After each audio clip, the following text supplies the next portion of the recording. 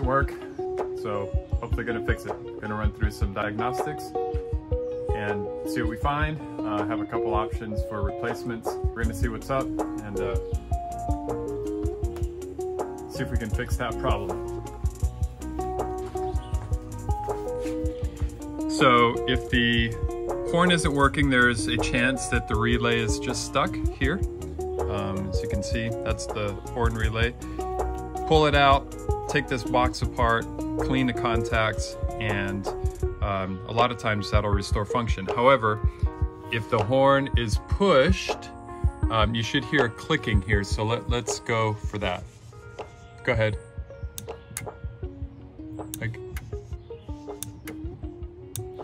All right, so we can hear the clicking of the horn there. I've got my son inside of the car pushing the horn. And so the relay's working, it's clicking.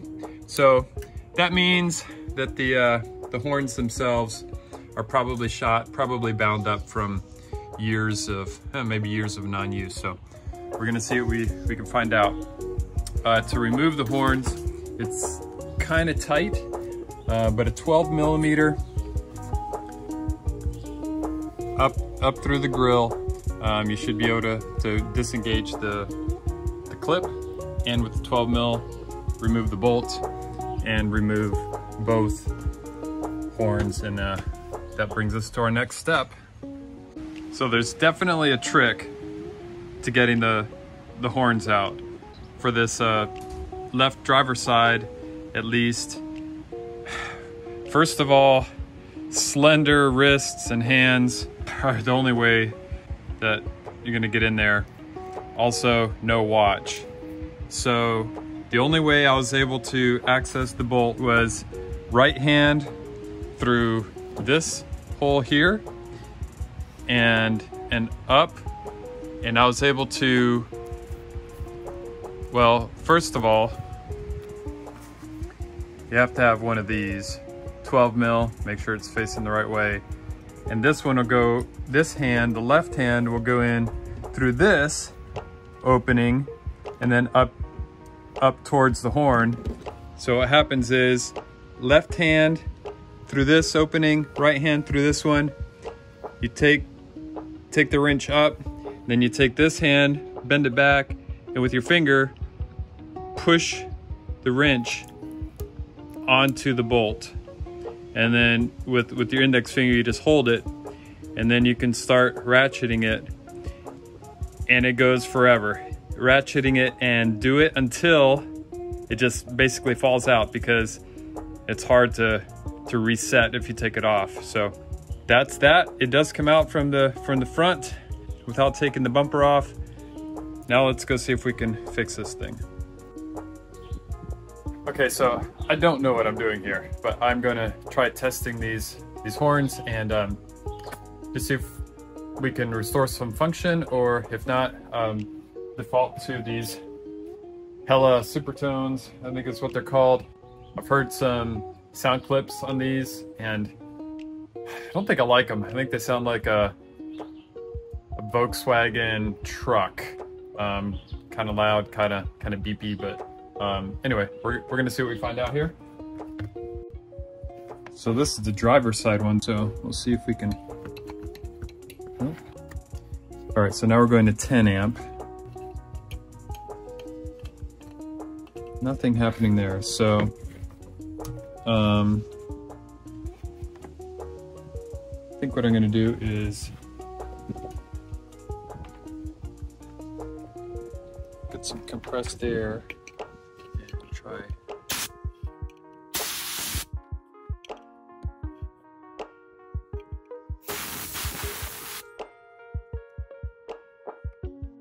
After a little compressed air,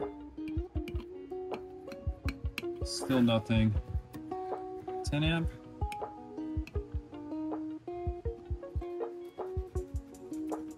Still nothing. All right, let's try the 50 amp.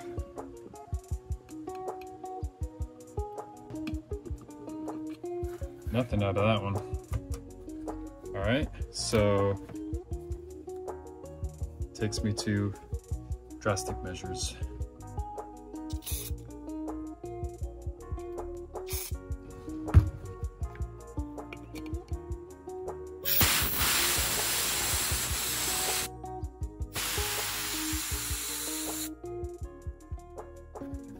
Man, this one's just not going.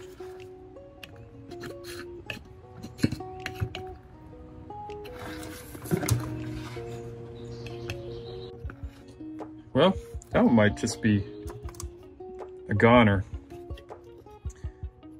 I'm gonna try on this guy. So this came out of the turbo engine bay. It's an alarm system of some sort. Still haven't figured out exactly what it is, but let's see if we can experiment with this guy.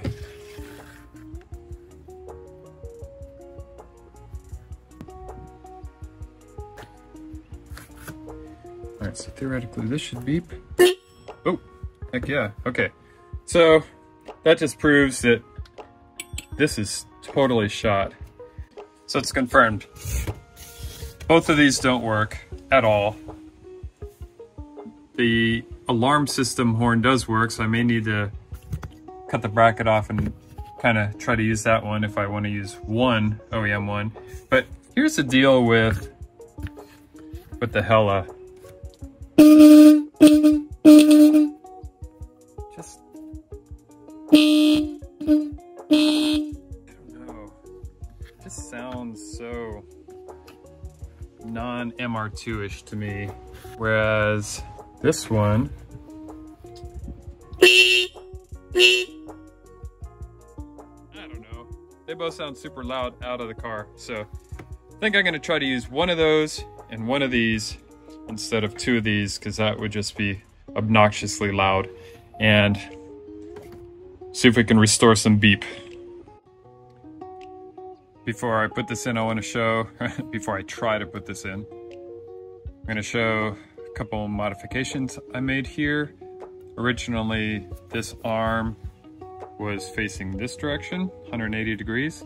I was absolutely unable to get that nut freed up or loose, but when I put this in a vise and put a wrench on this nut, I was able to just twist the whole horn around the bracket. So now the bracket is in this direction and as opposed to this direction. Reason being, when it's mounted inside of the car like this, I'm gonna have better access to the plugs where there's more room on this side.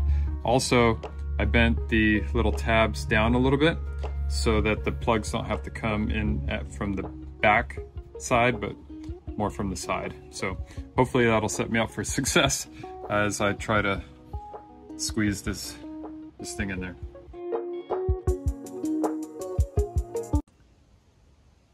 That job was so frustrating.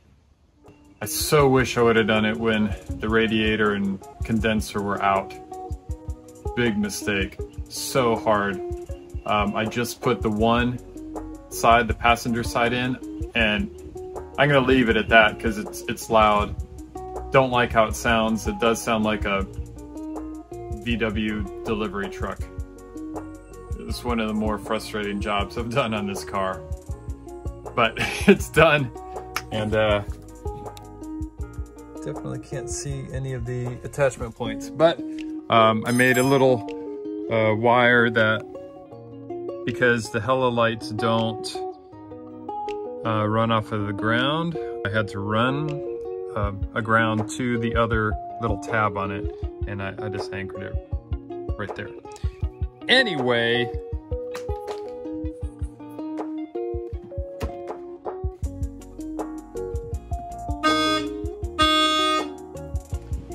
really, all I have to say about this whole job is that's